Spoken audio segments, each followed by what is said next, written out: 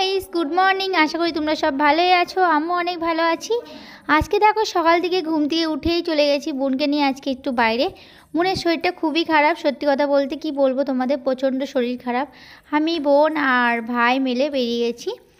বোনের শরীরটা খারাপ, তোমরা সকলেই জানো বোনের শরীর খারাপ। কালকে 25 ডিসেম্বর ছিল, বোনের কালকে থেকে খুবই যেহেতু বোনের শরীরটা খারাপ প্রচণ্ড পরিমাণে, আর কালকে তবু বোনকে জোর জবরদস্তি কেক কাটিয়েছি। আর কালকে আমারও শরীরটা খারাপ, আমার দুদিন ধরে সেলাই প্রচণ্ড ব্যথা করছে। আমার এখনও সেলাইটা প্রায় কাঁচাই রয়েছে, এখনও পর্যন্ত সেলাইটা শুকায়নি। আর বোনকে নিয়ে আছি ঝাড়াতে।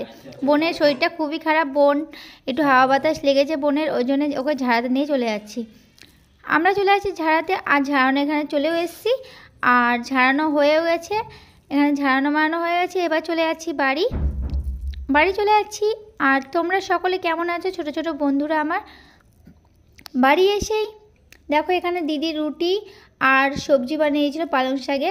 ওখান থেকে বলেছিল পালং শাক আর রুটি দিয়ে গরিব মানুষকে দান করতে। বোনের মাথার উপর দিয়ে ঘুরানো হয়ে গেছে, ঘুরিয়ে এবার দেখো গরিব মানুষকে দিয়ে আসছি, দান করছে বুনু হাত দিয়ে। আর সত্যি কথা বলতে এখানে গরিব মানুষকে দান করতে নেমেও গেছে সিঁড়ি দিয়ে।